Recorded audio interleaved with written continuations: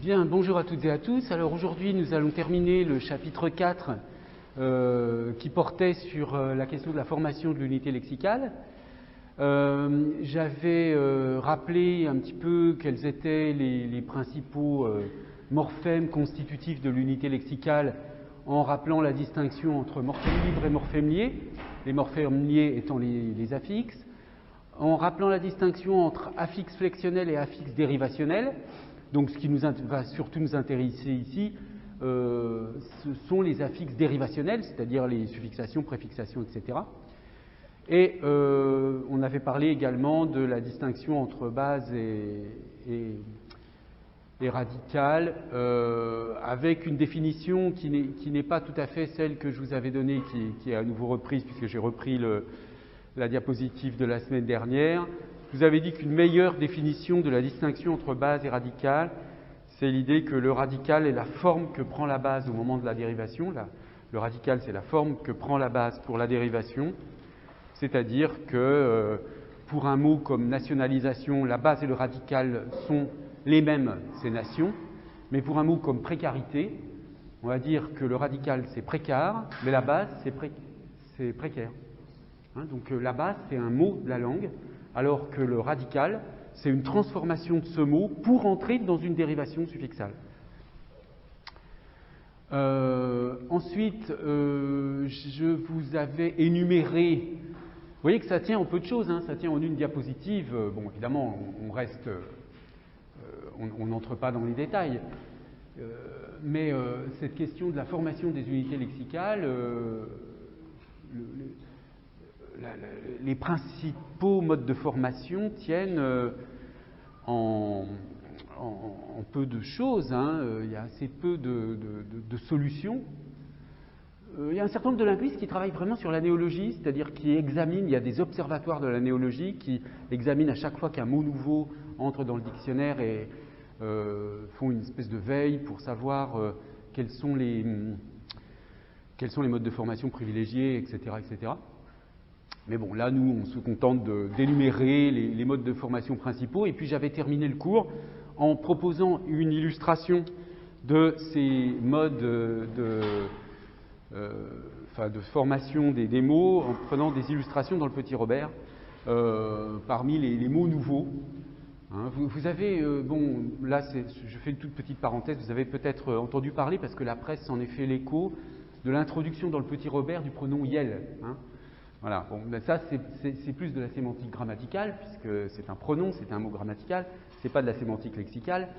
Mais voyez que, bon, on a discuté la semaine dernière, bon, je n'ai pas commenté chacun des mots nouveaux qui apparaissaient dans les diapositives. Je vous laisse les découvrir si vous le souhaitez, c'était simplement pour donner des exemples. Mais voyez que les innovations lexicales, au fond, ne posent pas trop de problèmes. Les Français sont très ouverts sur le fait de créer des mots nouveaux, même si ces mots correspondent à des idéologies avec lesquelles ils ne sont pas d'accord. Mais dès qu'on touche à la grammaire, alors là, c'est une autre affaire. Effectivement, l'introduction de Yel dans le Petit Robert a fait parler de lui. Bon, si on a le temps, on en redira un mot. C'est à la fois symboliquement important et pas si important. C'est pas parce que le Yel est dans le Petit Robert que désormais tout le monde a le droit de le dire. Ça n'a aucun rapport. Il ne faut pas oublier qu'un dictionnaire, c'est un livre comme un autre. C'est pas magique un dictionnaire. C'est un livre comme un autre, fait par des linguistes, etc. Donc, mais symboliquement, c'est important parce qu'il y a une image du dictionnaire dans la population. Et le fait de l'introduire, ce pronom qui a les deux genres, il et elle, dit quelque chose de l'état actuel de la réflexion sur le marquage du genre dans la grammaire en France. Alors, je voudrais vous donner un petit exemple que j'avais repéré, parce que chaque année, je regarde les mots nouveaux du Petit Robert pour ce cours, et une année, j'avais repéré cet exemple qui est intéressant parce qu'il permet de bien comprendre la notion d'iconicité de la dénomination dont je vous avais parlé à partir de Kléber, et donc je vous avez donné l'exemple de dépoussiérer, etc. Et cet exemple-là de potelet est intéressant. Et justement, on va voir juste après comment est-ce qu'on fait pour deviner le sens d'un mot. Rappelez-vous, hein, le fil conducteur de ce cours, c'est la question de la compréhension. Comment est-ce qu'on comprend les mots, ou les phrases, ou les textes, etc. Et c'est ça qui va nous donner des indications sur leur sens et sur les différences de sens.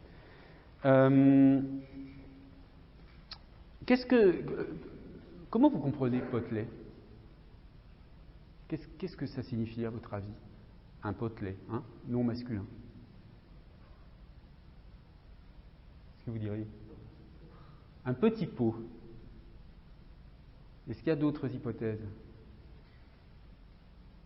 C'est pas la bonne réponse. Vous voyez vraiment rien d'autre?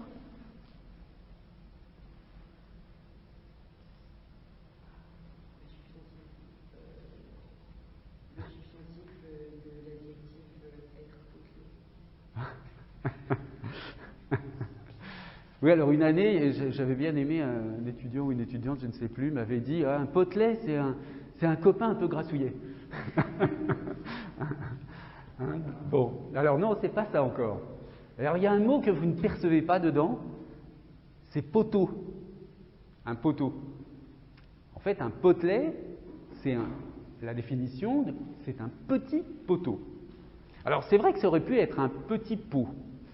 Parce qu'en termes de formation, il y a un suffixe diminutif, bon.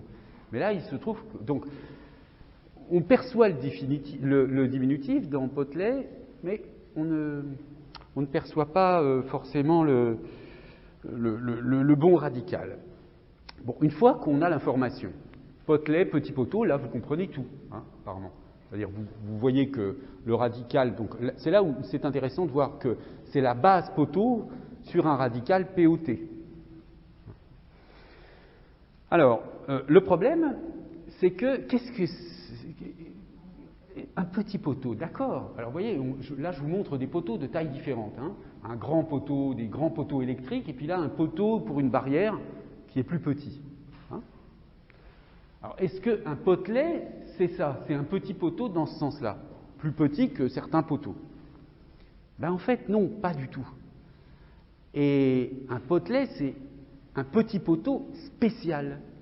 C'est ça le potelet, en fait. Vous voyez, vous reconnaissez, ce sont soit des petits poteaux qui séparent des fils, soit les poteaux qu'on met sur les trottoirs pour empêcher les voitures de se garer ou de se garer sur les trottoirs. Donc, pourquoi je vous montre cet exemple? Bon, on peut vérifier, hein, dans Larousse en ligne, vous trouvez ça comme définition. Donc il y a petit poteau, mais bon, petit poteau, ils le mettent, mais en fait, il n'y a pas d'attestation de petit poteau au sens de simplement un petit poteau. Et en revanche, on a le petit poteau fixé sur un trottoir ou une chaussée pour empêcher le stationnement ou canaliser la circulation des voitures. Bon, il y a même un troisième sens. Alors là, je ne vois pas du tout de quoi il s'agit, un sens technique. J'ai essayé de trouver une image sur Internet correspondant à ça, je n'ai pas trouvé. Donc, laissons tomber. Mais retenons au moins le deuxième. Hein. Le potelet, qu'est-ce que ça nous dit sur la notion de dénomination? C'est que si on voulait juste dire un petit poteau, on a des désignations pour ça. Ça, c'est un petit poteau. Si le mot potelet s'est imposé dans l'usage avec ce sens-là, hein, ce sens de poteau qui empêche les voitures d'aller sur les trottoirs, c'est qu'on avait besoin d'une dénomination spéciale. À un moment donné, on a eu un besoin d'une dénomination spéciale.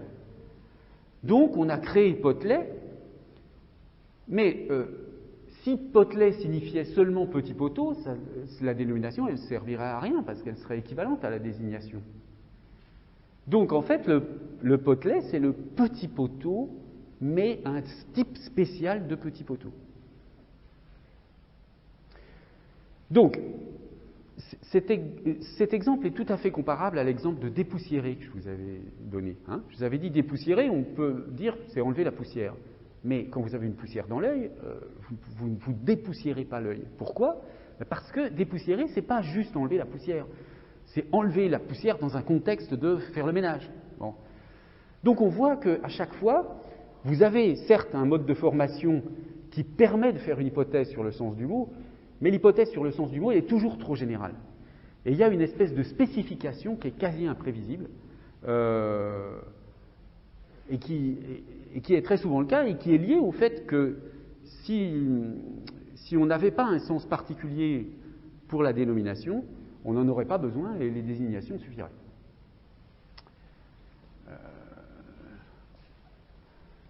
Vous voyez, je ne sais pas moi, imaginez les gens qui travaillent dans les villes et qui installent des poteaux électriques ou des potelets dans les... Ils ont besoin, c'est pas pratique pour eux de dire un poteau, un grand poteau, un petit poteau, ils ont besoin de dénominations plus précises. Bien, alors, maintenant, justement, on va réfléchir un petit peu en utilisant toujours cette référence d'Apothélos 2002, qui est un très bon ouvrage qui propose un bon équilibre entre quelque chose de très abordable par les étudiants et malgré tout l'introduction de problématiques linguistiques tout à fait intéressantes. Les causes de la variation du degré d'iconicité des unités lexicales. Alors, qu'est-ce que j'appelle degré d'iconicité des unités lexicales? C'est justement ce degré de transparence du mot. Est-ce qu'on peut facilement deviner le sens du mot à partir de... Est-ce qu'on peut comprendre le mot même si on ne l'a jamais entendu? Est-ce qu'on peut comprendre le mot même si on ne l'a jamais entendu?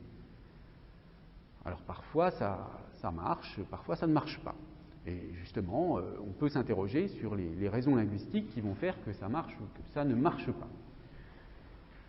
Alors, on va examiner ça en deux temps. On va d'abord regarder un peu quels sont les facteurs de l'iconicité. Alors, oui, le concept d'iconicité, je ne vais pas le définir d'une manière trop longue ici. C'est vrai que les années précédentes, je prenais un cours tout entier pour expliquer la notion d'iconicité.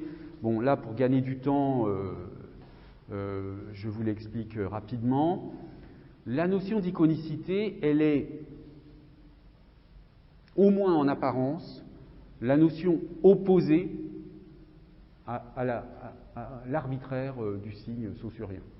Il y a iconicité quand il y a une similarité entre le signifiant et le signifié, alors que chez Saussure, le signe est par principe arbitraire.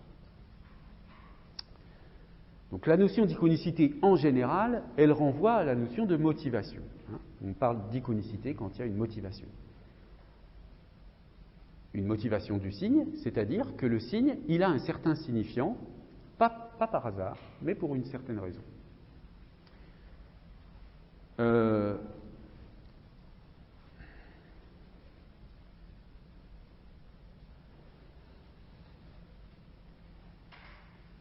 Par exemple, les pictogrammes, par rapport à des mots, ont une iconicité plus élevée. Les pictogrammes, ce sont des signes qui sont des images stylisées de réalité. Alors, je prends un exemple que j'utilise très souvent en cours parce qu'il me semble très démonstratif. Prenez le cas des toilettes hommes-femmes dans les aéroports dans le monde entier. Si vous imaginez qu'on écrit dans la langue du pays où se trouve l'aéroport, hommes et femmes, sur la porte des toilettes pour repérer, on sera très embêté si on est en Chine et qu'on ne connaît pas le chinois, etc., etc. En revanche, si vous avez un petit dessin qui peut être très variable, mais où on devine que c'est une forme plutôt d'homme et une forme plutôt de femme, on a un pictogramme. Le pictogramme, il a une iconicité, c'est-à-dire que le signifiant, donc le petit dessin, ressemble à la signification. On veut dire que c'est des toilettes pour hommes, donc on met un petit dessin qui évoque un homme. On veut dire que c'est des toilettes pour femmes, on met un petit dessin qui évoque une femme. Donc on n'a pas besoin de connaître la langue, c'est universel, on l'interprète immédiatement. Il peut y avoir après des pictogrammes plus ou moins faits d'une manière plus ou moins amusante qui font qu'à terme on peut s'y perdre, mais c'est un problème de sémiotique qui dépasse le sujet. Je ne vous donne cet exemple que pour vous montrer ce que c'est qu'un signe iconique. On a vu aussi des exemples de signes iconiques quand on a parlé du symbolisme phonétique.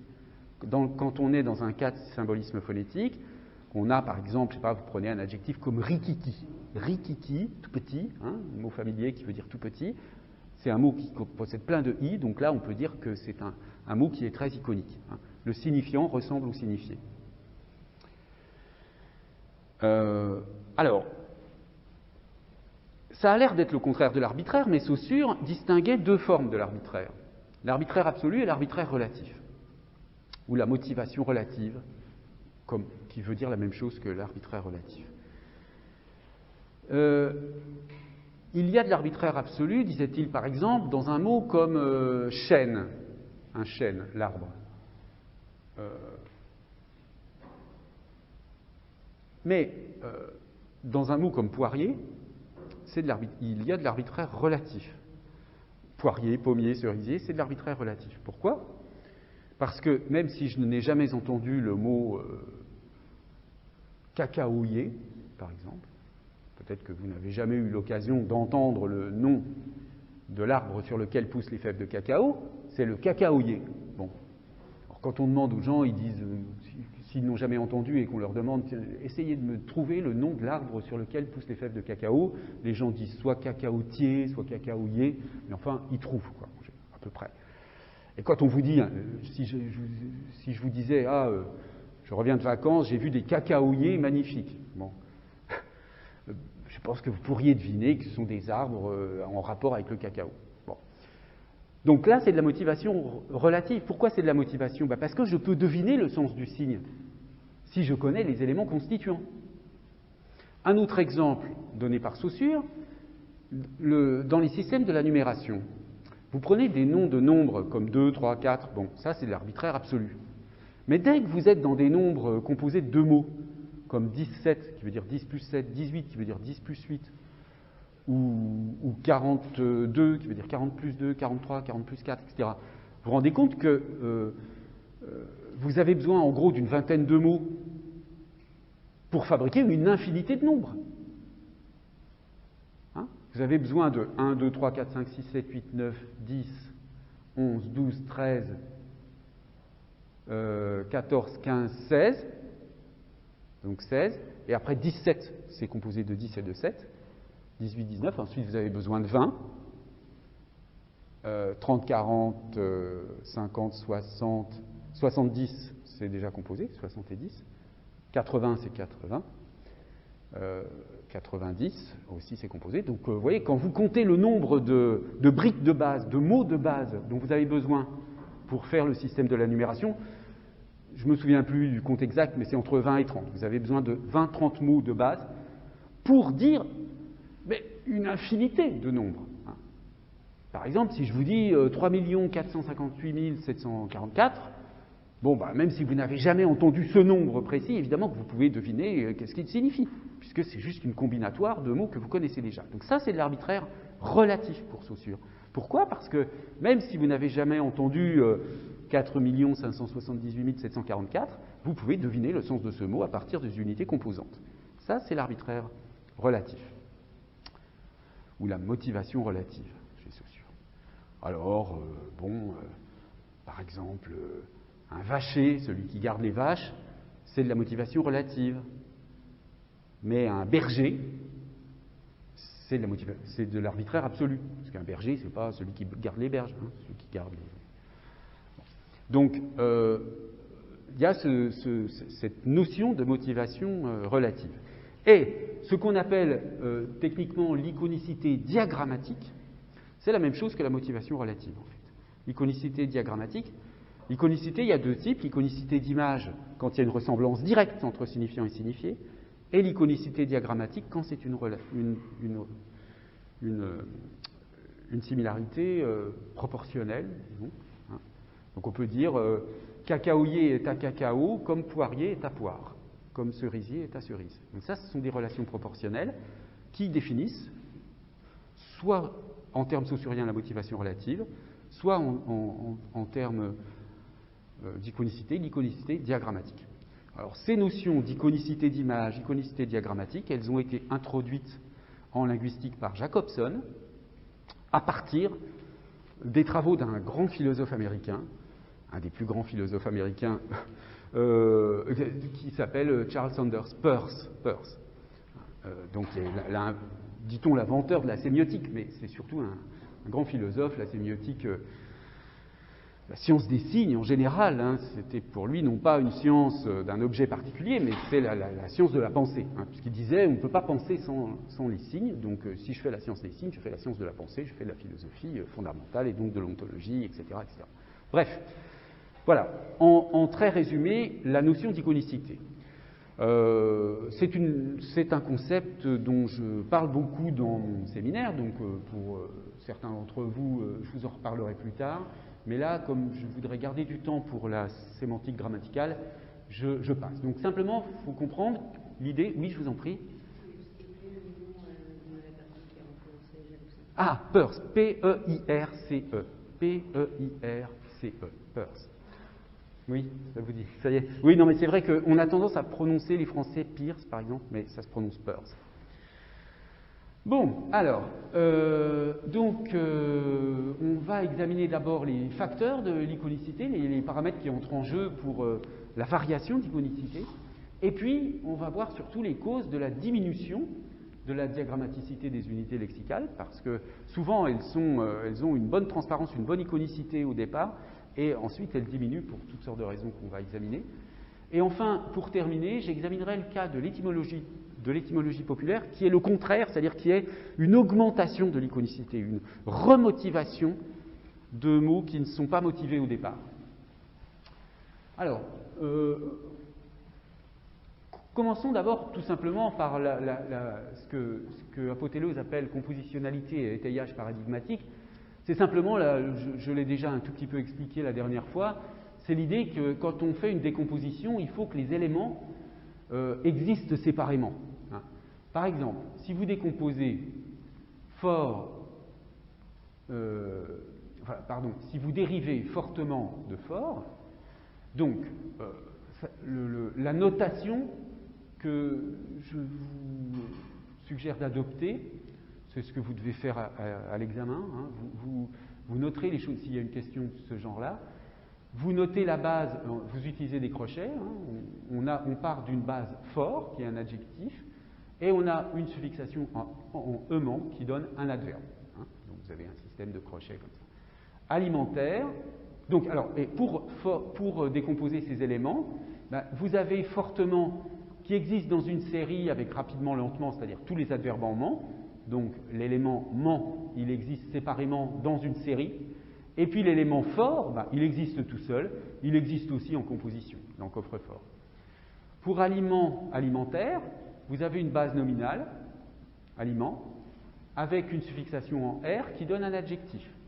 Et là c'est pareil, le suffixe R se retrouve dans complémentaire, exemplaire, unitaire, et puis aliment ben, existe comme un nom indépendant. Drôlerie, l'adjectif drôle qui, avec le suffixe -eri, donne un nom. Vous avez le nom, la suffixation qui existe dans d'autres mots. Drôlerie est comparable à la série, enfin s'inscrit dans la série bizarrerie, gaucherie, niaiserie. Et drôlerie, le mot drôle est lui-même à la base d'autres types de formation. Drôle, drôlet, drôlement. Donc c'est ça l'étayage paradigmatique, ça veut dire qu'il faut une série ou au moins un élément pour les deux constituants de l'unité. Hein. Et donc, évidemment, le principe de l'iconicité, ça va être de dire que fortement, je le comprends à partir du sens de suffixement et du sens de fort.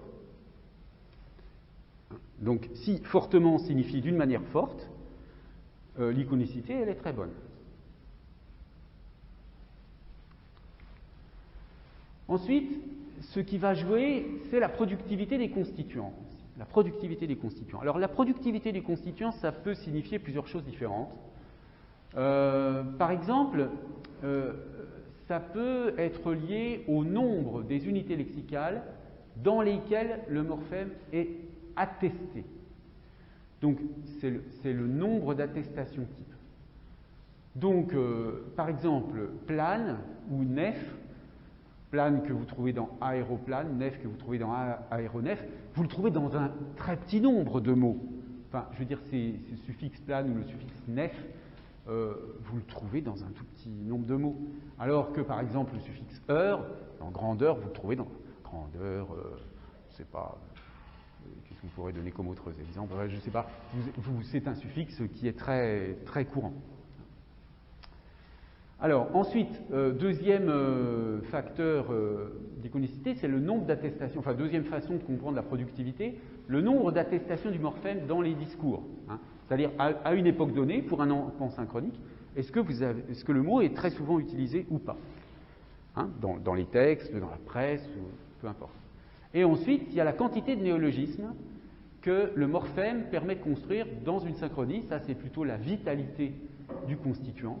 Donc, par exemple, vous voyez que itude garde une très grande productivité. Alors, vous voyez, avec des mots très récents comme swag ou hype, on trouve la swagitude. Bon, c'est des mots, enfin, là, ceux-là, on ne va peut-être pas les trouver dans le Petit Robert, mais ce sont des attestations qu'on trouve, hypitude, etc. Alors que s, is, her sont beaucoup moins, ont une vitalité beaucoup moins grande. Hein. Ils permettent, quand on crée un néologisme, on les trouve moins fréquemment.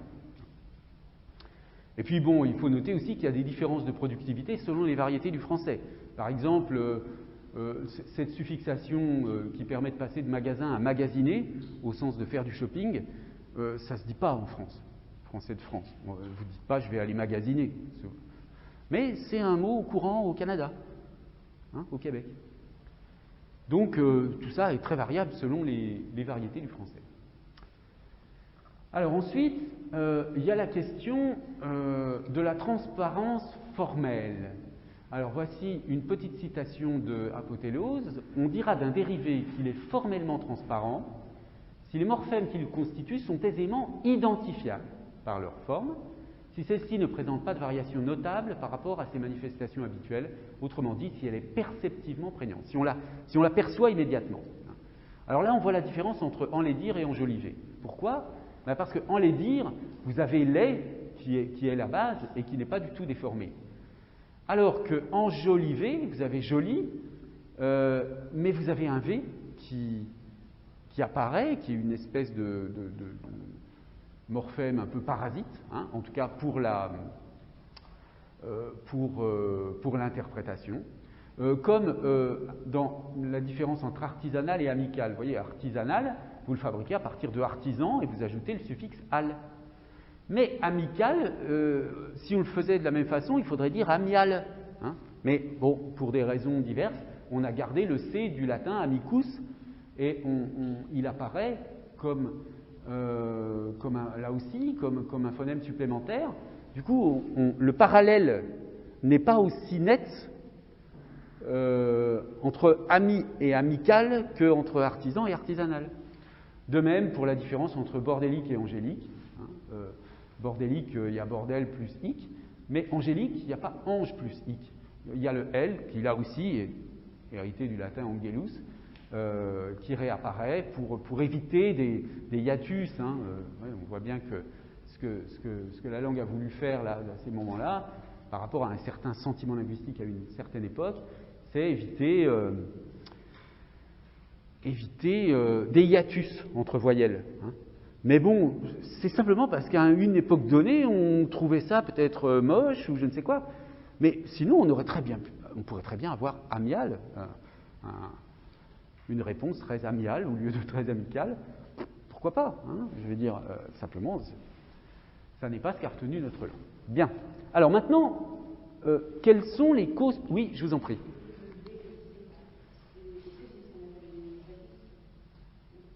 Les affixes ? Alors, affixes, non, je veux dire, les affixes, c'est le terme générique pour dire préfixe, suffixe. Les morphèmes dérivationnels, vous voulez dire ? Flexionnels dérivationnels ? Ah, infixe. Ah oui, non, pas du tout. Pas du tout, c'est juste une modification du radical. En fait, c'est un radical, techniquement on appelle ça un radical allomorphe. C'est-à-dire que c'est un autre radical possible qu'on utilise pour cette formation particulière. Donc, si vous voulez, pour ami, on a le radical, on a la base ami et le radical amique. Mais le suffixe, c'est toujours al. Un infix, ça n'existe pas en français, ça existe dans d'autres langues, mais c'est vraiment comme un préfixe ou un suffixe, mais qui se met entre deux éléments de base. Hein? Ça, on n'a pas du tout ça en français. Je ne pourrais pas vous donner d'exemples de langues où on a ça. Alors maintenant, pourquoi la diagrammaticité des unités lexicales est susceptible de baisser dans certains cas? Alors là aussi, c'est absolument imprévisible. Hein. C'est l'histoire de la langue qui a fait qu'à un moment donné, on récupère des mots qui signifient telle ou telle chose, et on analyse et on voit un petit peu quels sont, alors notamment là, les écarts entre sens prédictible et sens effectif du mot. Donc vous prenez l'exemple du suffixe isé.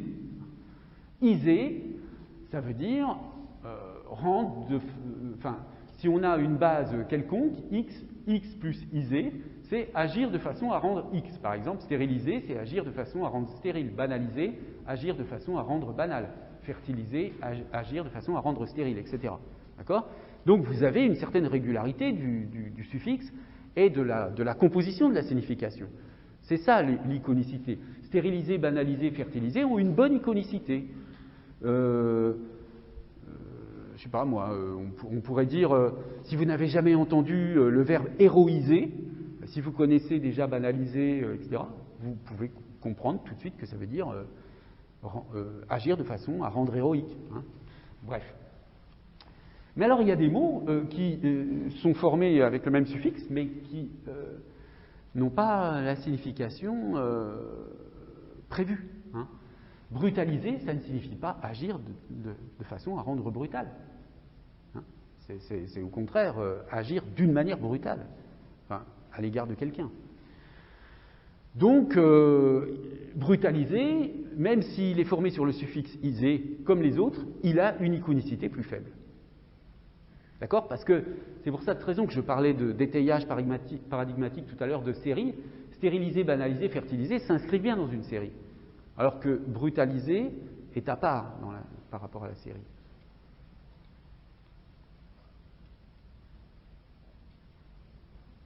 Qu'est-ce qu'on pourrait avoir Et ça marche avec toutes sortes de bases. Hein. Stérile, là, ça marche avec donc des adjectifs, mais ça peut marcher avec des noms. Par exemple, je pense à conscientiser. Rendre, oui, remarquez, c'est l'adjectif conscient, rendre conscient. Je cherche d'autres exemples en isé qui ne seraient pas forcément, qui n'auraient pas forcément ce sens de agir de façon à rendre. Pardon ? S'enliser. Alors, oui, mais alors là, on n'a pas du tout la même. Il n'y a pas un adjectif ou un nom de base. Hein. Oui ? Baliser. Alors non, mais là c'est différent aussi. Parce que baliser, c'est le nom balise. D'accord ? C'est pas le suffixe isé. Hein.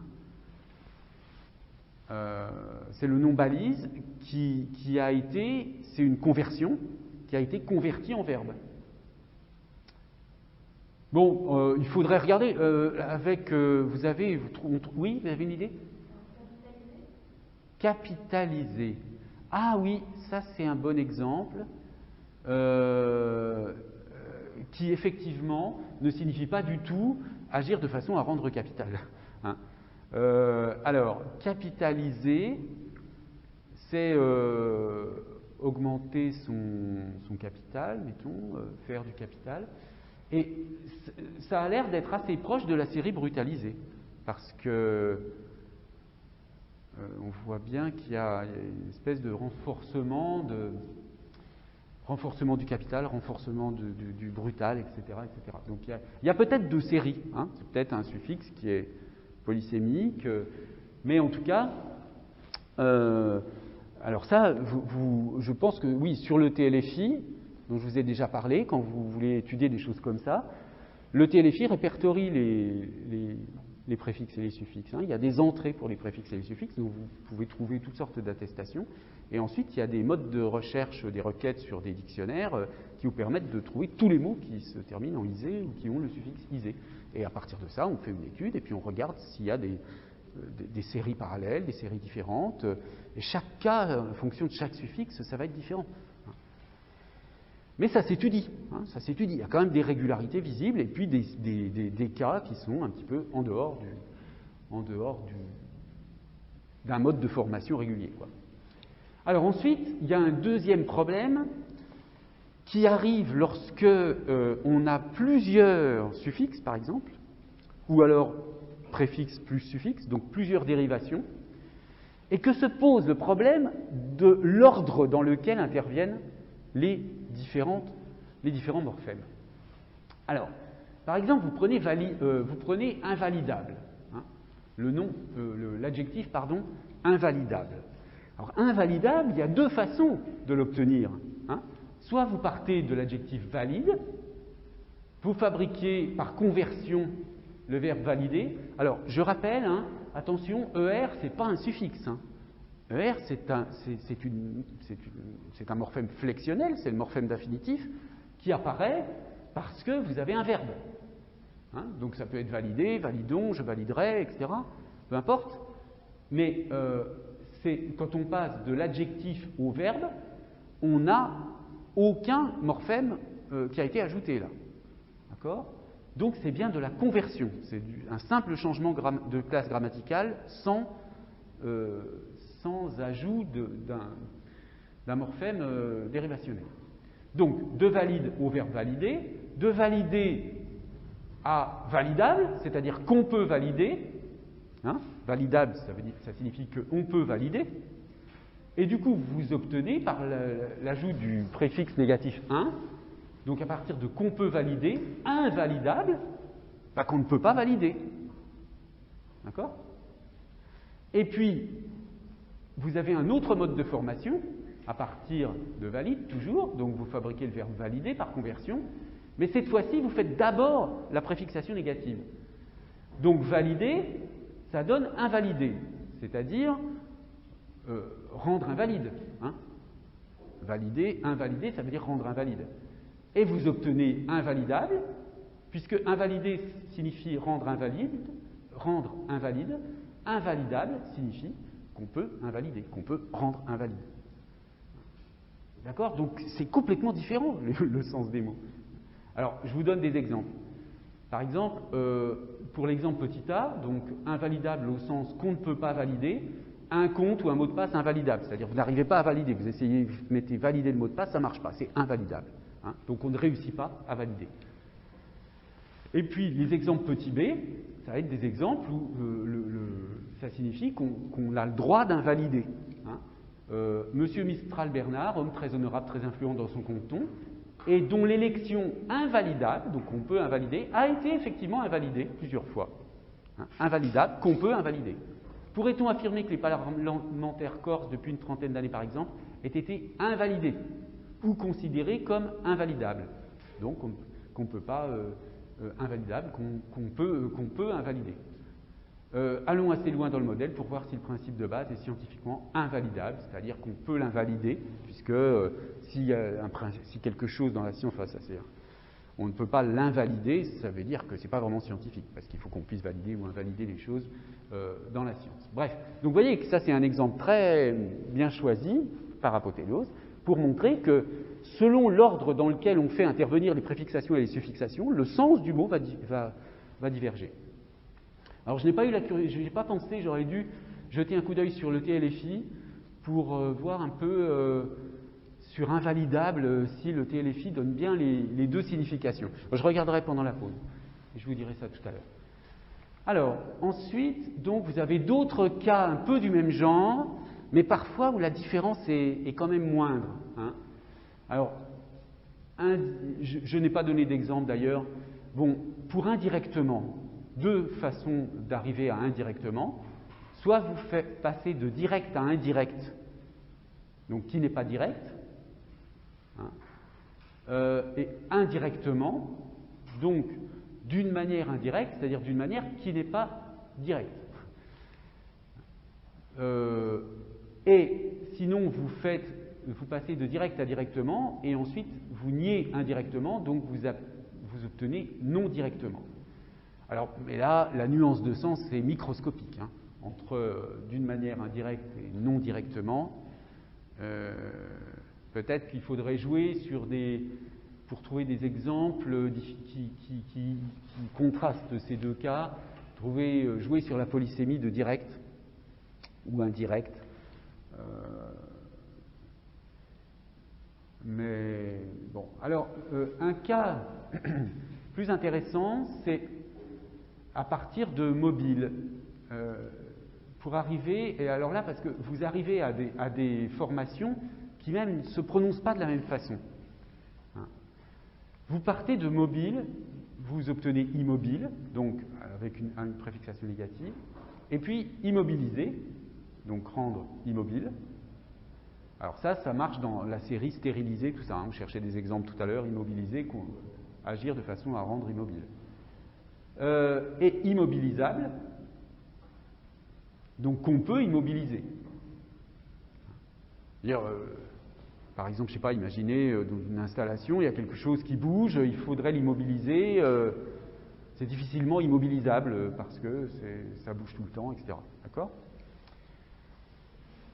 Alors, autre mode de formation qui ne passe pas par la préfixation négative, je passe directement au troisième, là, de mobile à mobiliser. Donc, cette fois-ci, vous passez au verbe mobiliser, rendre, c'est pas tout à fait rendre mobile, mais mobiliser au sens de mobiliser des personnes, les rendre disponibles, les impliquer dans quelque chose, hein, mobiliser des gens. Donc, mobiliser donne mobilisable, mais la négation donne immobilisable, en fait. C'est-à-dire, par exemple, je ne sais pas, moi, vous cherchez des gens pour faire une manifestation, mobiliser des... Mais alors, vous allez dire, les gens en ce moment sont immobilisables parce qu'ils sont occupés par autre chose, etc. On ne peut pas les mobiliser. Oui ?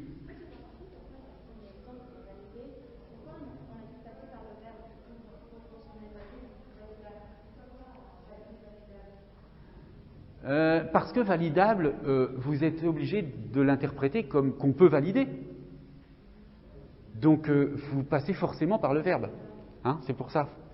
Mais effectivement, sinon, si on passe directement de valide à validable, on ne peut pas. Hein. On est obligé de passer par le verbe, en fait.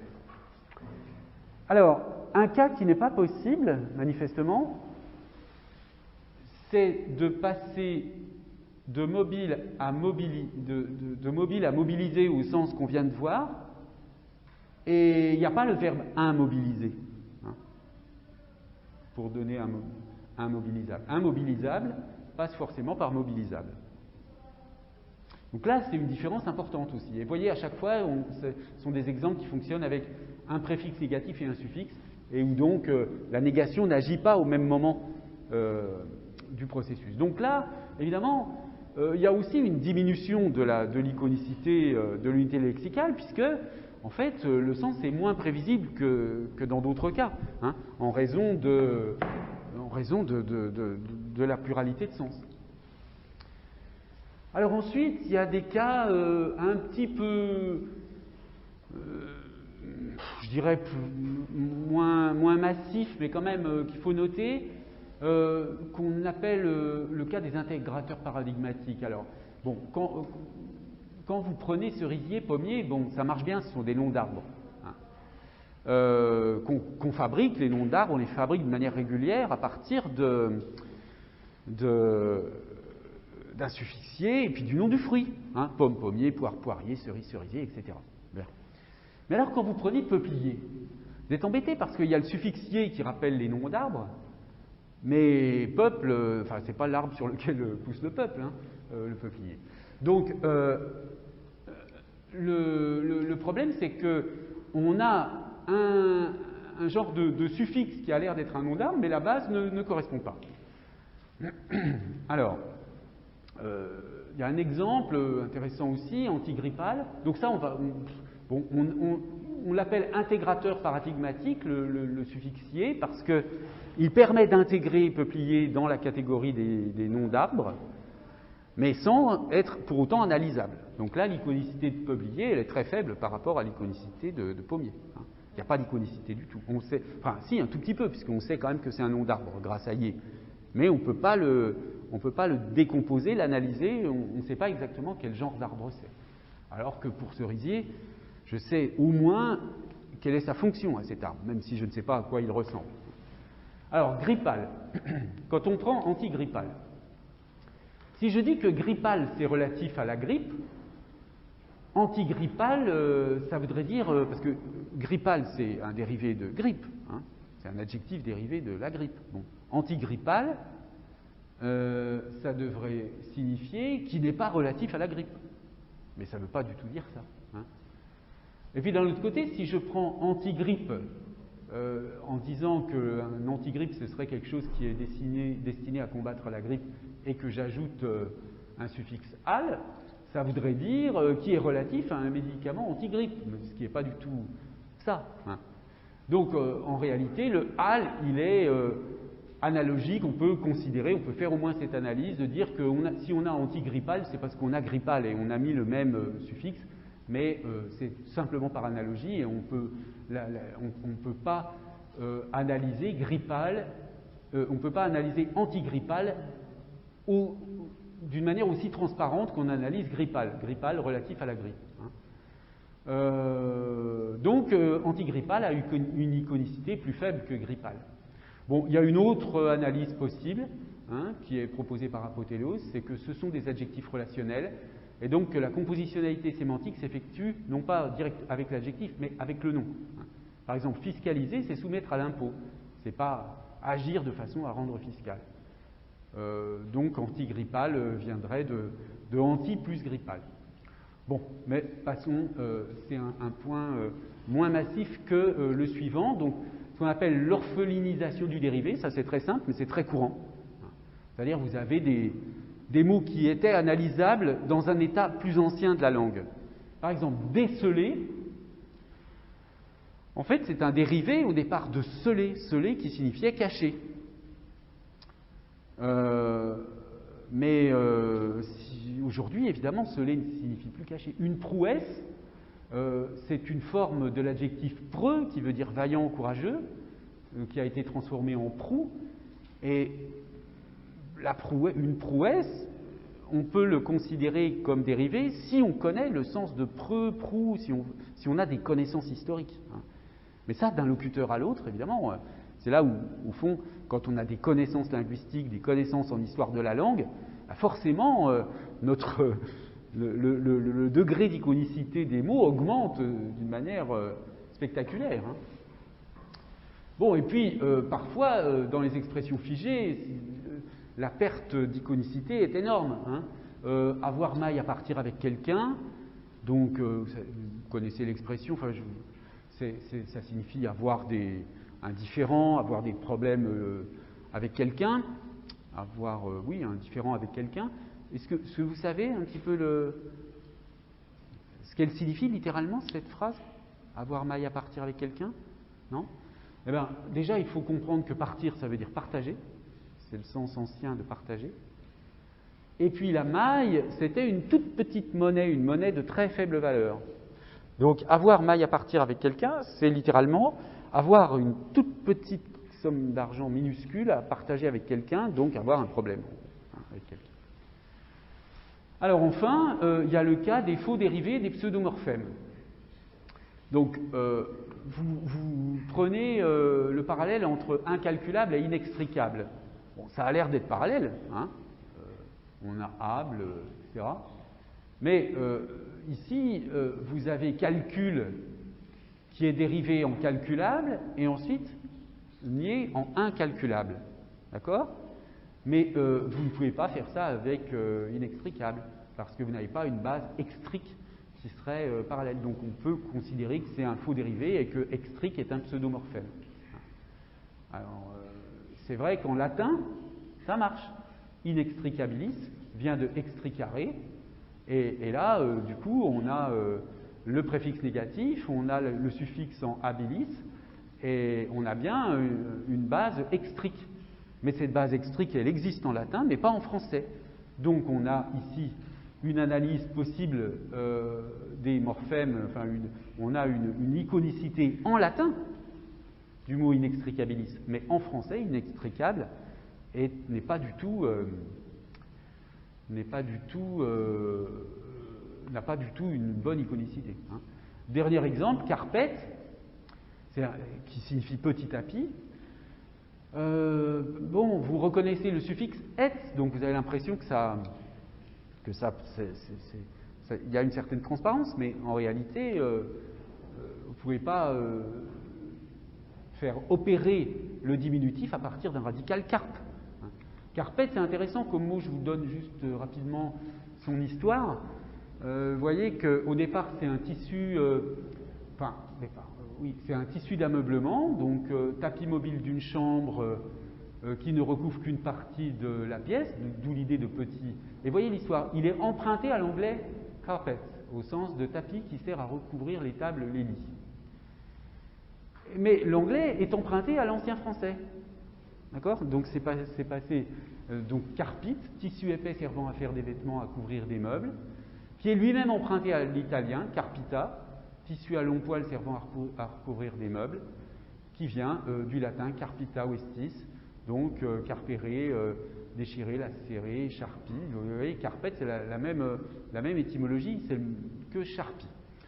Alors, vous voyez comment on est passé du latin à l'italien, à l'ancien français, à l'anglais et au français. Hein, c'est quand même une histoire. Donc, en fait, vous voyez, carpita, carpet, le et n'a pas du tout une origine de diminutif. Alors, dans le même genre, on a des exemples avec des pseudo-bases et pseudo-affixes, c'est un peu la même chose, comme colporté. Vous avez bien dans le colporté l'idée de porter, mais col est incompréhensible. Hein. Dans ce cas-là, certains linguistes, notamment Corbin, parlent de mots complexes non construits. Et enfin, vous avez des cas où on a préfixation et suffixation en même temps. Par exemple, dératisé, vous avez la base ra, et vous êtes obligé, vous ne pouvez pas faire comme on a fait tout à l'heure, il y a d'abord une préfixation et ensuite une suffixation. Parce que déra n'existe pas, ratisé n'existe pas non plus. Donc en fait là, vous avez la base ra, et simultanément, il y a préfixation, suffixation. Même chose pour indéniable. Indénié n'existe pas, déniable n'existe pas. Donc vous avez un plus able qui arrive en même temps. Oui? Ben parce qu'il y a quand même un préfixe négatif. Pour les derniers là, pour dératiser, indéniable. Parce que pour les précédents, on pourrait dire ici que colporter c'est un mot simple. Sauf qu'il y a quand même l'idée de porter dedans. Hein. Mais pour indéniable, invincible, on a vin qui est issu, qui est un radical issu du verbe vaincre, donc il y a bien l'idée de vaincre, le able, le ible qui est la possibilité, le un qui est négatif, donc on ne peut pas vaincre, invincible. Hein, donc il y a bien une lecture. Simplement la particularité, c'est que par rapport à qu'est-ce qu'on a vu par rapport à invalidable, par exemple, si vous comparez invincible à invalidable, invalidable, on a bien vu qu'on partait de valide, validé, validable, ou invalide, invalidé, invalidable, etc. Ce sont des préfixations et des suffixations successives. Alors que là, ça n'est pas successif, c'est les deux en même temps. On a la base ra et en même temps des et isé qui interviennent sur cette base. C'est ce qu'on appelle donc des parasynthétiques. Et il faut se méfier, ce n'est pas la même chose si vous prenez par exemple embarqué. Embarqué, ce n'est pas un parasynthétique parce que ER n'est pas un suffixe, encore une fois. Hein. Embarqué, vous avez la base barque, qui est un nom, qui par conversion devient un verbe, et ensuite vous avez en, la préfixation en. On peut dire que vous avez en même temps, oui, parce que comme barqué n'existe pas, vous avez un genre de parasynthétique un peu spécial, c'est-à-dire avec une conversion et une préfixation simultanée. Oui. Par exemple, aligner, À l'unir. Ouais.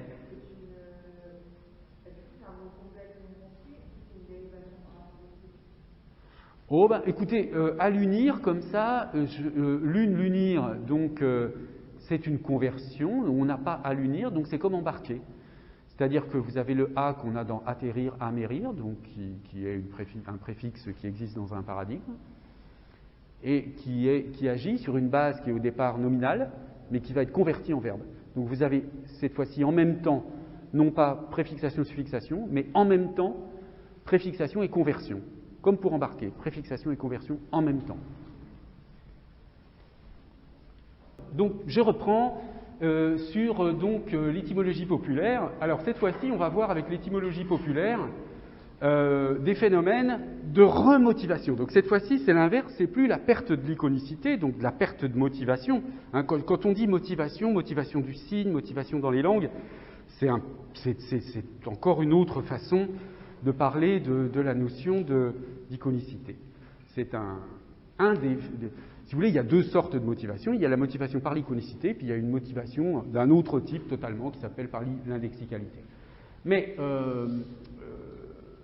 là, avec l'étymologie populaire, on a des exemples totalement inverses de ceux qu'on a vus précédemment, c'est-à-dire on a une augmentation d'iconicité obtenus par des moyens qui peuvent sembler étranges, mais qui sont néanmoins tout à fait réels dans l'évolution des langues. Alors, premier exemple très célèbre, très connu, le hamburger.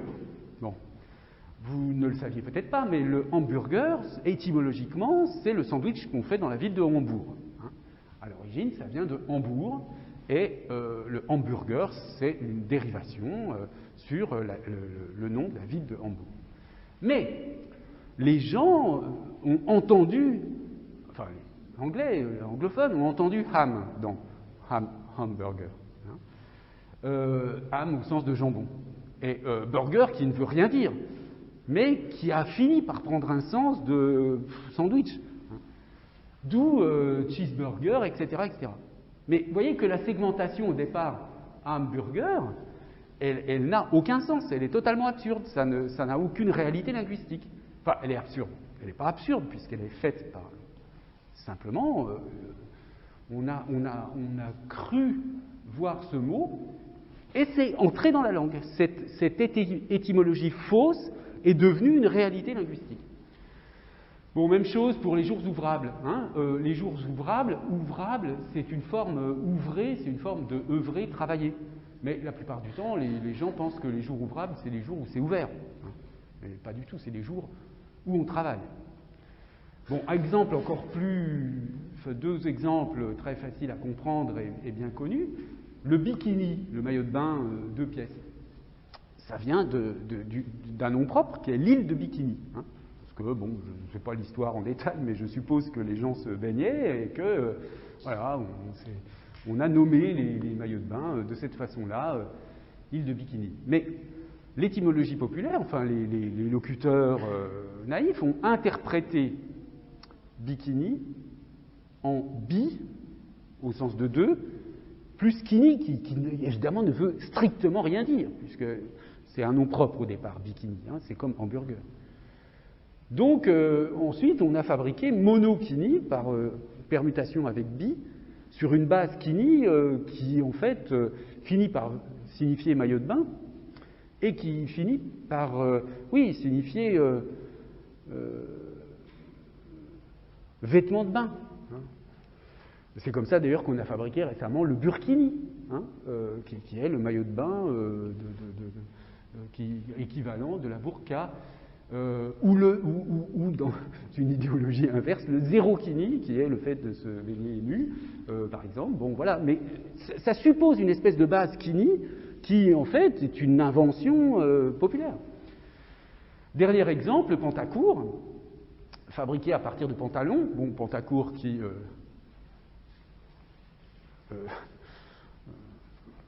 heureusement pour le bon goût, a disparu de la circulation. Le pantacourt, donc, qui vient de pantalon, qui est une réinterprétation de long dans pantalon comme au sens de la longueur, mais qui, encore une fois, est une étymologie tout à fait, enfin, n'est pas du tout une analyse. Et là encore, il n'y a même pas l'écriture. Hein. Pantalon, il faut vraiment uniquement le voir, le concevoir à l'oral pour y interpréter la longueur. Hein. Mais bon, le pantalon, c'est encore une un nom propre. Hein. C'est un emprunt à l'italien, qui est le nom d'un personnage de la Commedia dell'arte. Bref, donc tous ces exemples montrent qu'il y a des cas où les locuteurs perçoivent des similarités entre des segments de mots existants et des mots qu'ils connaissent, et donc font une espèce d'analyse des mots, et cette analyse est tellement... Parce que, je veux dire, ces choses-là ne fonctionneraient pas si l'analyse n'avait pas été partagée par un très grand nombre de locuteurs. Ce n'est pas une idée saugrenue d'une personne comme ça. En fait, le phénomène, il fonctionne parce qu'il a une généralité. Hein.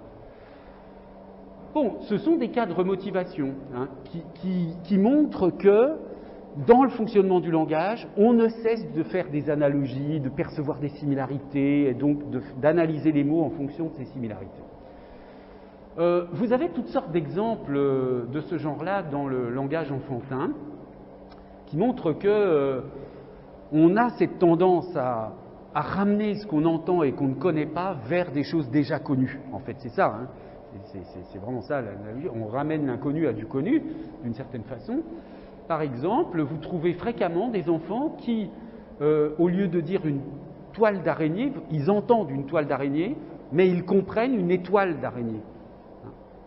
Une étoile d'araignée, pourquoi? Parce que la toile d'araignée, elle est effectivement en forme d'étoile, et puis pour eux, une toile, c'est sans doute quelque chose d'un peu abstrait, enfin un objet qu'ils ne connaissent pas. Le médicament interprété, alors ça c'est plus idiosyncrasique, mais c'est un exemple à tester, comme un petit cament. La pâte à modeler, la patate modelée, hein, parce que la pâte à modeler, ça ressemble à une pomme de terre, donc pourquoi pas la patate modelée. Donc tout ça, pourquoi je vous donne ces exemples de langage enfantin, c'est pour vous dire que ces mécanismes de réinterprétation des mots, les enfants, c'est pas pour s'amuser qu'ils font ça. C'est spontané, ça vient tout seul. Hein. C'est pas le gosse, il se dit pas, ah, tiens, je vais faire marrer mes parents, je vais lui dire étoile d'araignée au lieu de toile d'araignée. Non, c'est pas comme ça que ça se passe. C'est spontanément, il interprète de cette façon-là. Donc, c'est pour vous montrer que les mécanismes de l'étymologie populaire sont fondés sur des mécanismes cognitifs profonds qui existent depuis l'enfance. Alors, j'utilise ici un article de Marie-Josée Béglin qui est intitulé « Étymologie populaire et construction du savoir lexical ». Et évidemment, il y a des différences entre l'étymologie savante et l'étymologie populaire, mais l'idée est non pas de dire que l'étymologie populaire c'est absurde, ça n'a aucun sens, etc. C'est au contraire de dire que l'étymologie populaire révèle l'existence de mécanismes cognitifs extrêmement intéressants. Bon, alors elle donne des exemples d'étymologie populaire. Je ne sais pas d'où elle les récupère, je ne me souviens plus, peut-être qu'elle le dit dans l'article, mais je ne l'ai pas noté. Donc, vous voyez, la tour Eiffel doit son nom à ce qu'elle est effilée, hein, donc l'espèce de similarité qu'il y a entre Eiffel et effilée. Notre pays s'appelait la Gaule parce que ses habitants allaient à la pêche pour se nourrir, parce que, je le dis peut-être pour les étudiants étrangers, une Gaule, c'est le nom d'une canne à pêche, en fait, pour pêcher. Le pin sylvestre est appelé ainsi parce qu'on le plante le dernier jour de l'année, le jour de la Saint-Sylvestre, alors que, bon, Sylvestre, ça n'a pas du tout cette étymologie. L'encyclopédie, le pays des cyclopes, bon, pourquoi pas. Décadence, une danse de 10 personnes. Bien, donc toutes ces étymologies sont des étymologies qui semblent comme ça un peu amusantes, fantaisistes, mais on peut distinguer 3 grands cas. Toujours selon Béglin. Donc vous avez un premier cas, Tour Eiffel effilée, encyclopédie Pays des Cyclopes, donc qui sont des fausses étymologies qui n'ont aucun lien avec une réalité linguistique qui a été établie, stable. Donc ça peut être des jeux de mots, ça peut être une erreur individuelle, ça peut s'exploiter comme jeu de mots, hein, la danse de 10 personnes. Vous voyez, il y a une interprétation dans une chanson de Gainsbourg, la décadence, comme danse décadente, hein, c'est-à-dire cette fois-ci c'est la fin du mot danse qui a été réinterprétée, au lieu que ce soit comme tout à l'heure, ah ben si, oui c'est ça, tout à l'heure c'était danse de 10 personnes déca, mais là c'est danse décadente, hein, dans la chanson de Gainsbourg. Bon, voilà, donc ça ce sont des jeux de mots qui sont un phénomène linguistique qui existe. Hein. Alors ensuite, vous avez des cas comme ouvrable. Alors pavané, ça c'est ou alors bikini, hamburger, pantacourt. Bon, pavané, je ne l'ai pas commenté tout à l'heure, donc c'est issu de l'italien dialectal pavana, donc danse de Padoue. Et ça a été rattaché à pan. Mais en réalité, ça n'a pas de rapport avec le pan. Bon, bikini, hamburger, pantacourt, on en a déjà parlé. Là, ce sont certes de fausses étymologies, mais qui sont devenues des réalités linguistiques. Ce sont devenues des réalités linguistiques, pourquoi? Parce que, comme je vous l'ai dit, le mot monokini existe, je suppose, dans le dictionnaire, etc. Ensuite, ici et maintenant, dernier cas de figure. Alors, c'est un écrit publicitaire, ici et maintenant, alors attention, avec main, qui est en italique. Cours et stage créatif par le dessin et la peinture. Alors, là, le cas est encore différent parce que c'est une étymologie réelle. Maintenant, il y a bien le mot main dedans. Hein. L'étymologie exacte, c'est manu tenendo, donc pour dire l'immédiateté, ce qu'on peut tenir dans la main, voilà. L'auteur de cette publicité a joué sur la véritable étymologie, mais qui est peu perceptible si on ne la connaît pas, pour inviter les personnes qui lisent la publicité à faire ce lien. Hein. Mais là, c'est fondé sur une étymologie existante. Donc ce sont trois cas différents.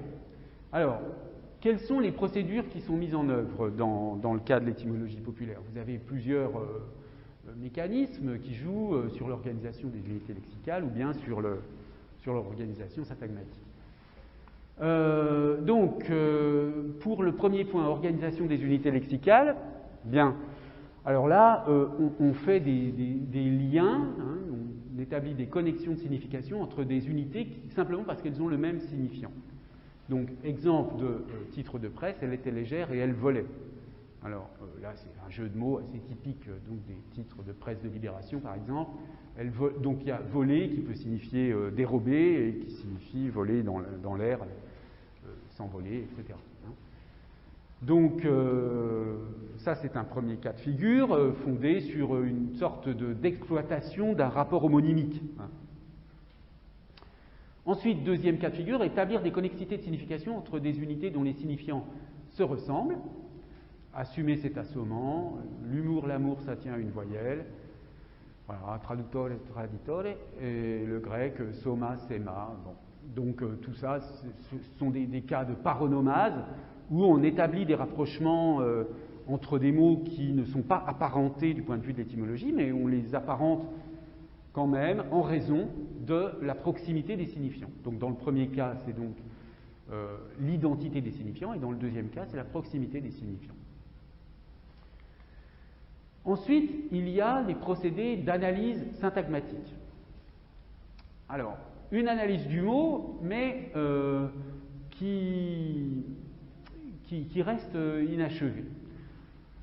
Bon, un premier exemple qui vient de Saussure, en fait, ça. Le vieux verbe calfeuter, donc c'est pour calfeutrer, qui est devenu calfeutré sous l'influence de feutre, et cal reste ininterprété. Choucroute vient d'une forme dialectale de l'allemand, Sauerkraut, où Sauer signifie aigre, hein, et a été déformé d'après chou.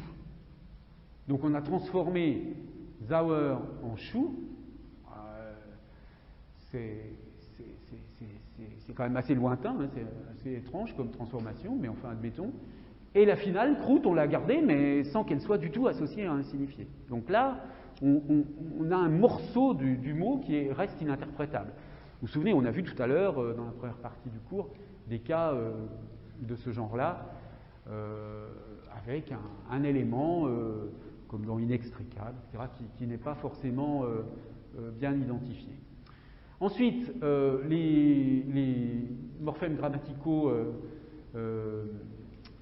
peuvent être bien dissociés des morphèmes lexicaux, donc c'est le deuxième cas, identification plus nette des morphèmes lexicaux par rapport aux morphèmes grammaticaux. Oui, pardon, il y a une petite coquille ici. Il y a un les en trop. Donc maisonnette, maison, il y a une sonnette. La jeunesse, l'âge où les jeux naissent. Hein. Le pantalon qui pend jusqu'au talon. Donc tout ça, ce sont paraît-il, des étymologies qui étaient en vogue sous Louis XIII, donc des sortes d'étymologies fantaisistes, mais qui sont quand même fondées sur une analyse qui ne repose pas que sur les ressemblances de signifiants, mais aussi sur l'identification des morphèmes lexicaux ou grammaticaux. Et puis, une tendance à justifier le signe par des propriétés externes, à trouver une motivation naturelle. Donc le pain et le train, ce seraient des mots qui sont longs, parce qu'une baguette, baguette de pain, c'est long, parce qu'il y a une locomotive et beaucoup de wagons. Bon, voilà. Ce seraient des mots longs parce que les réalités sont longues. Hein. Bon, ça, c'est vraiment des choses, ça, c'est très, très marginal. Donc, qu'est-ce qu'on peut conclure sur l'iconicité populaire? C'est que toutes ces procédures qui sont décrites par Béglin sont en fait liées à des processus cognitifs qui sont en réalité des processus analogiques. Hein. Tout ce qui relève de l'organisation des unités lexicales, c'est la similarité entre des signifiants qui donne une similarité entre les signifiés. Dans ce cas-là, on peut parler d'analogie binaire. Et puis, quand on est dans le cas de l'analyse syntagmatique, on a des analogies proportionnelles, donc qui correspondent à l'iconicité diagrammatique. Et donc, on a plusieurs cas. Hein. On a vu, quand il y a une analyse inachevée du mot, il suffit d'une similarité partielle pour qu'on fasse le lien. Il y a quand même un privilège des morphèmes lexicaux parce que ce sont eux qui véhiculent les catégories. Et puis, bon, quand il y a les propriétés externes, ça c'est un cas un peu particulier, des analogies qu'on peut appeler hétérogènes parce qu'elles relient des choses qui sont d'une nature complètement différente, c'est-à-dire des choses qui sont verbales et la réalité. Bon, on pourrait dire plein d'autres choses sur l'étymologie populaire, c'est un sujet assez intéressant qui pour moi est surtout intéressant au sens, encore une fois, où il permet de mettre en évidence des processus cognitifs généraux qui sont effectués par les sujets parlants. Alors, est-ce que vous avez des questions sur toute cette première partie, cette partie sur les morphèmes lexicaux? Ce que je peux vous dire pour l'examen, c'est qu'en général, je trouve toujours moyen de donner une question liée à cette partie du cours, en vous donnant des exemples de mots à analyser en termes de préfixation, suffixation, ou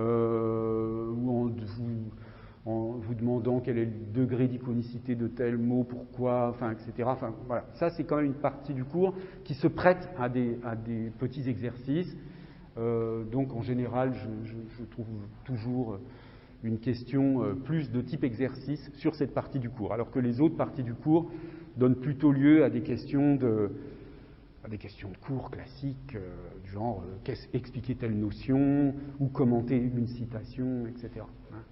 Par exemple, je ne sais pas, si je vous donne une citation de Merleau-Ponty sur la parole parlée, la parole parlante, commenter cette citation, il faudra expliquer des choses autour de l'innovation sémantique, des choses comme ça. Ça va, pas de questions? Alors, on aborde donc maintenant la dernière partie du cours sur la sémantique grammaticale. Alors là, je vais le faire d'un point de vue très partiel, parce que de toute façon, on n'a pas le temps. La sémantique grammaticale, c'est la sémantique des mots grammaticaux, et ça n'est pas quelque chose qui était si évident. Moi, j'ai l'air de le présenter comme une évidence, sémantique lexicale, sémantique grammaticale, mais pendant longtemps, on a considéré que l'étude des mots grammaticaux, ça relevait de la syntaxe, et que la sémantique, c'était que l'étude des mots lexicaux, point. D'accord ? Donc, le simple fait qu'on puisse parler de sémantique grammaticale, c'est déjà un changement par rapport à une forme d'enseignement traditionnel la grammaire ou de la linguistique. Et ce changement, il est largement dû à Gustave Guillaume, hein, puisque c'est le premier à avoir vraiment mis en évidence le fait que il y a un sens dans les mots grammaticaux. Hein, et il l'a étudié en particulier sur deux sujets, on va voir ça, sur l'article et sur le verbe, le système verbal du français. Donc, on va procéder de la façon suivante. Je vais vous expliquer quelques concepts de base de cette théorie linguistique qui s'appelle la psychomécanique du langage. Donc, et puis ensuite, on verra trois cas. Les deux premiers, ça ne prendra pas beaucoup de temps, et le système verbo-temporel, ça nous prendra un petit peu plus de temps. De toute façon, là, il nous reste quoi? Après cette séance, il nous reste 3 séances, c'est ça? Donc, la dernière séance, en général, c'est une séance, je ne vous donne pas de nouvelles informations, c'est une séance de révision, de questions entièrement consacrée aux questions que vous aurez à poser. Donc, en termes de contenu, il nous restera, en dehors de celle-là, 2 séances. Donc, on va analyser un petit peu plus en détail le système verbo-temporel. Je vous montrerai aussi, on commentera des extraits du texte de Gustave Guillaume parce que c'est intéressant aussi d'aller voir comment les linguistes écrivent. Ça fait partie de ces linguistes qui ont une écriture quand même. Et donc, c'est intéressant de prendre le temps de regarder un tout petit peu de plus près. Alors, commençons donc. Gustave Guillaume, vous voyez ces dates, 1883-1960, donc linguiste du XXe siècle, qui a été... Alors, ce qu'on peut dire tout de suite, c'est que sa grande originalité, pour moi en tout cas, hein, je veux dire, ce qui est le plus... La chose que Guillaume a vraiment découverte et qu'il a exploité le plus possible, c'est la notion de temps, le paramètre du temps. Il introduit le temps comme un paramètre de l'analyse linguistique. Et c'est ça que je vais essayer de vous montrer en détail. Je vous donne un extrait de cette leçon du 3 mars 1939. Je vais vous expliquer un petit peu ce que c'est que ces leçons.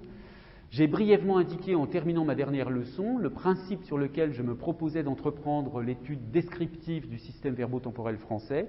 Ce principe est simple et, je tiens à le faire remarquer, extrêmement concret. C'est qu'il faut du temps à la pensée, si peu que ce soit, pour engendrer en elle le temps.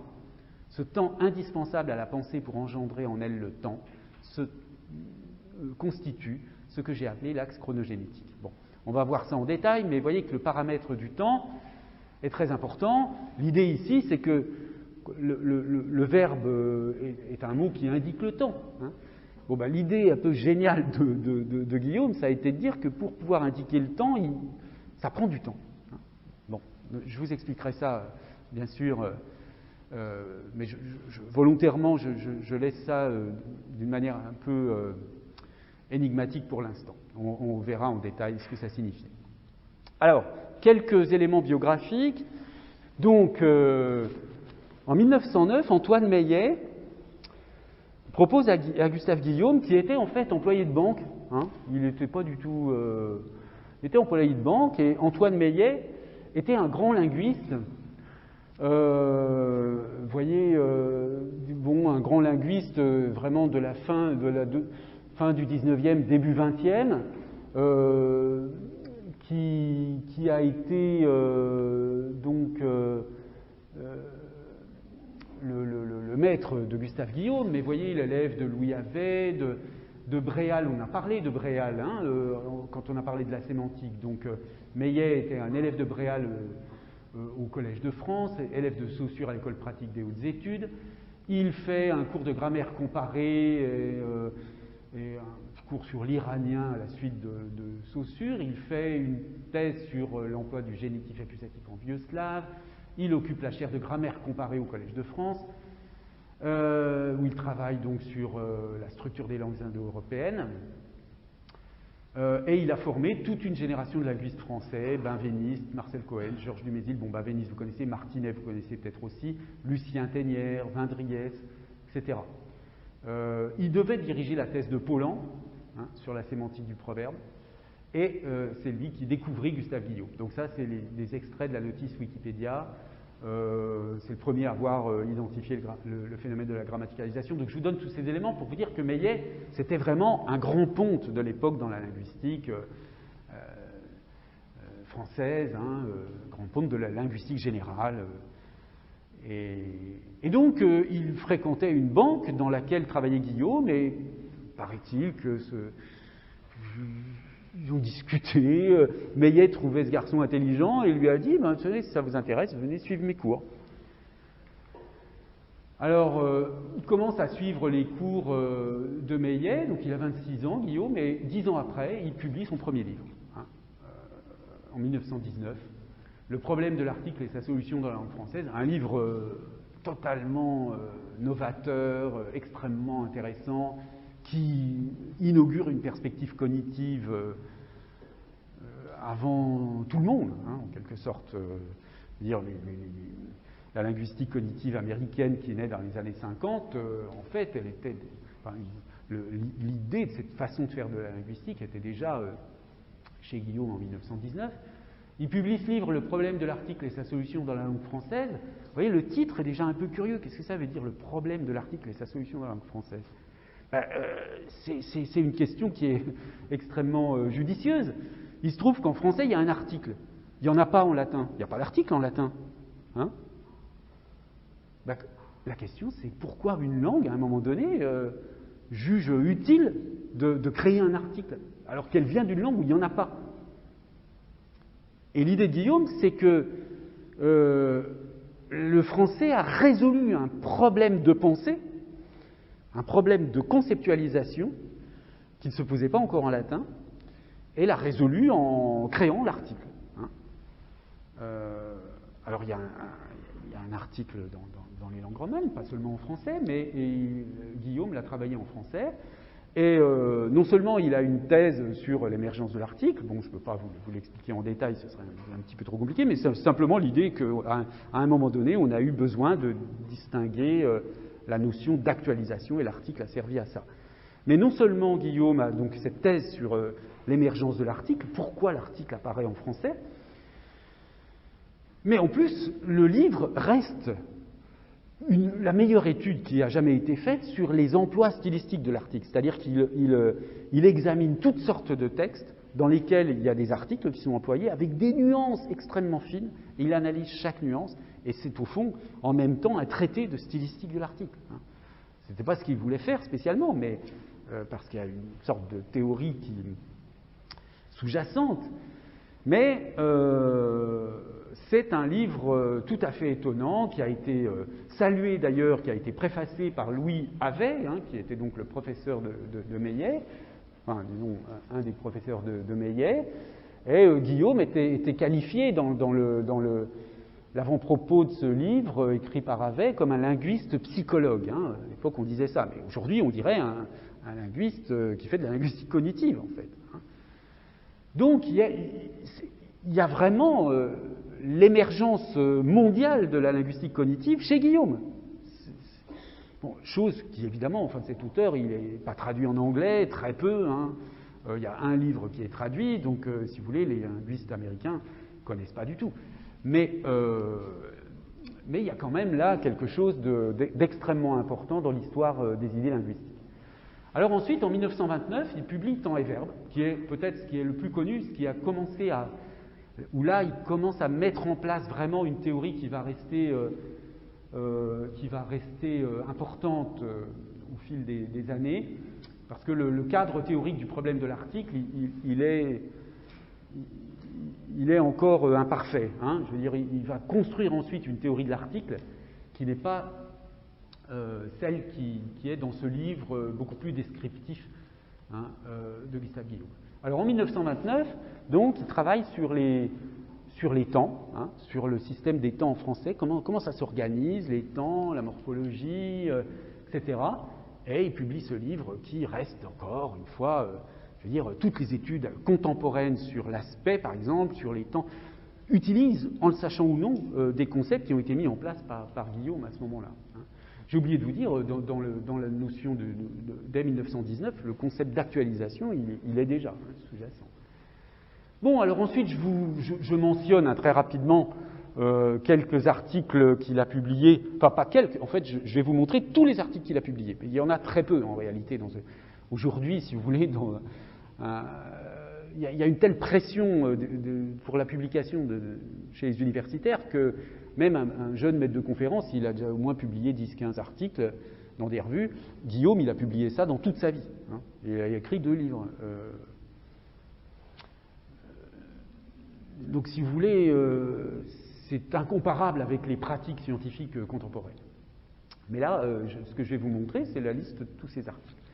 Donc, un autre article sur le verbe, vous voyez, dans le journal de psychologie normale et pathologique. Alors ça, ce serait impossible aujourd'hui, d'un article de linguistique dans une revue de psychologie. Il faudrait au moins que ce soit... Mais, vous voyez, le lien avec la psychologie. Thème de présent et système des temps en français, là aussi, journal de psychologie normale et pathologique. Très étonnant pour aujourd'hui. Aujourd'hui, une revue de psychologie, si vous êtes linguiste que vous leur envoyez un article, ils vont vous envoyer balader immédiatement en disant « Non mais qu'est-ce que vous croyez?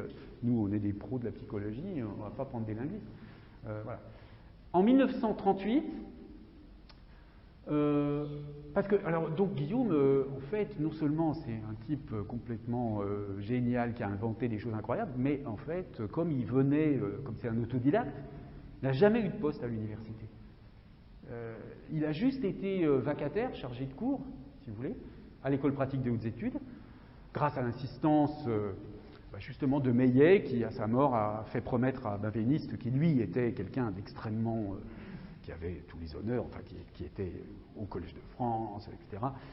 Bon, de trouver un poste à Guillaume, mais Guillaume, il vivait de petites choses. Il faisait la comptabilité de certaines personnes, il essayait de travailler un petit peu chez des éditeurs, il bricolait, quoi. Mais il a consacré sa vie à l'étude.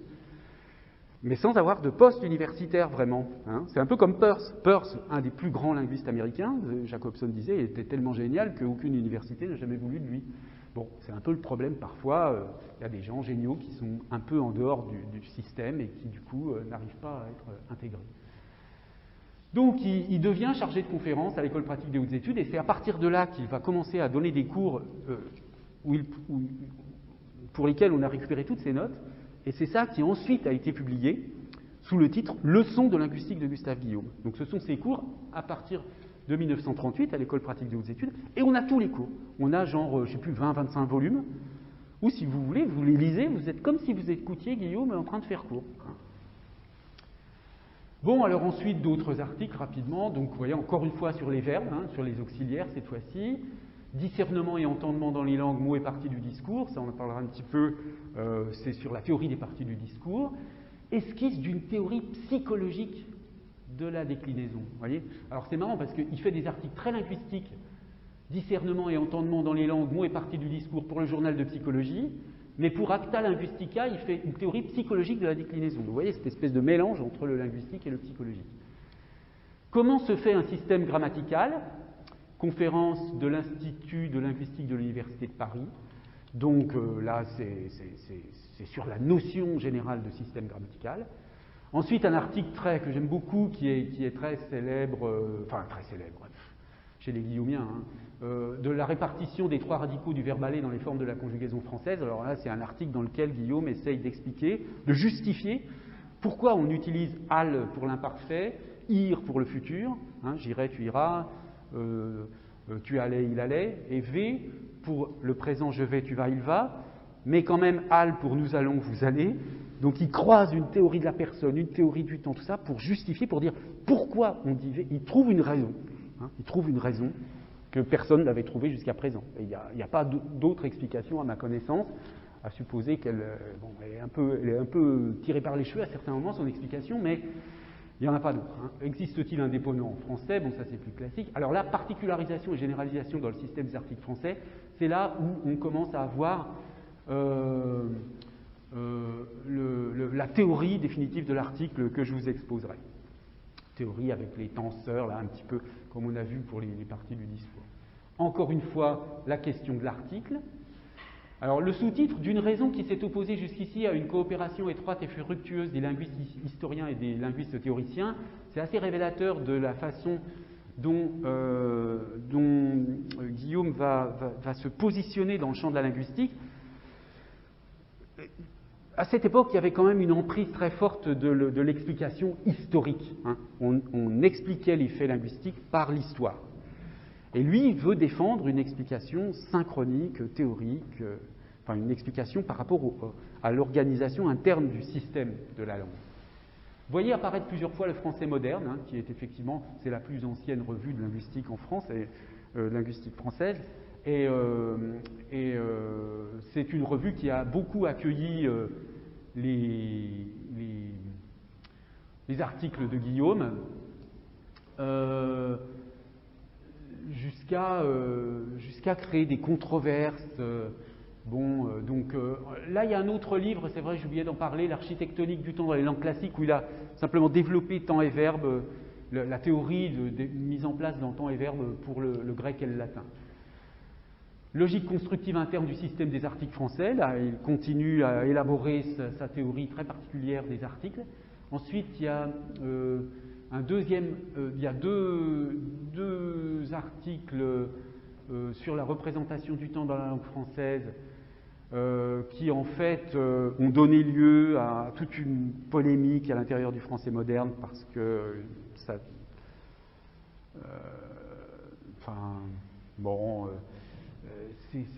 son orientation théorique ne rencontrait pas forcément l'unanimité. Il y a eu toutes sortes de débats entre différents linguistes, pro-Guillaume, anti-Guillaume, dans cette revue. Il y a même des articles consacrés à cette dispute, etc. Enfin bon, je n'avais pas le temps d'expliquer tout ça. Bon, ensuite, vous avez des choses toujours sur... Alors, vers la fin de sa vie, vous voyez, il y a à part cet article de 55, là, époque et niveau temporel dans le système de la conjugaison française qui revient sur le verbe, vous avez beaucoup d'articles très très généraux de théorie générale du langage. Hein. La langue est-elle ou n'est-elle pas un système, psychosystématique et psychosémiologie du langage, observation et explication de la science du langage. Vous voyez, ce dernier article, 58, hein, paru donc 2 ans avant sa mort, et dans les études philosophiques, une grande revue de philosophie, et là on a même 2 versions, etc. Alors ensuite, il meurt, on retrouve les 60 000 feuillets de manuscrits qui partent à l'université Laval. En fait, curieusement, c'est un grand linguiste français, mais il a tout son héritage a quitté la France pour aller au Canada, parce que un de ses élèves, Roquevalin, est devenu son légataire, et donc Valin est parti à l'université Laval à Québec, et les manuscrits sont toujours là-bas. C'est à partir de là donc que sont publiées les leçons. Et alors ensuite il y a d'autres publications posthumes, hein. Donc les leçons, un volume qui s'appelle Langage et sciences du langage, dont la première édition a eu lieu en 64, qui en fait rassemble tous les articles que je vous ai montrés là, dont je vous ai donné la référence, sont tous publiés dans ce volume Langage et sciences du langage. Alors ça, c'est un livre assez technique, un peu compliqué, mais un livre très abordable, beaucoup plus abordable. C'est un livre qui s'appelle Principes de linguistique théorique, qui a été conçu par Roquevalin, et qui est fait de petits extraits des leçons de Gustave Guillaume, des petits extraits bien choisis sur toutes sortes de sujets, donc ça fait des textes courts, et qui permettent d'avoir un aperçu assez rapidement de la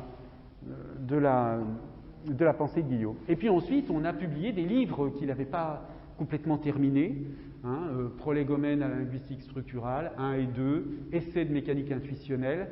Hein, vous voyez, mécanique intuitionnelle. On voit bien l'idée qu'il y a quelque chose, il essaye de reconstruire des mécanismes cognitifs, en fait. Hein. Espace et temps en pensée dans les structures de langue. Bon. Et puis, il y a une base de données, que je vous montrerai le lien, base de données de Gustave Guillaume, qui répertorie un certain nombre d'articles et qui est assez utile quand on veut récupérer, enfin quand on veut savoir par exemple qu'est-ce que Guillaume pense, je sais pas moi, des auxiliaires, etc. Alors, je vais regarder si on a encore un peu de temps. Non. Bon, alors, écoutez, je vais arrêter là, dans cette petite introduction biographique, et on entrera dans le cœur de la théorie à partir de la semaine prochaine. Voilà, merci de votre attention et à la semaine prochaine.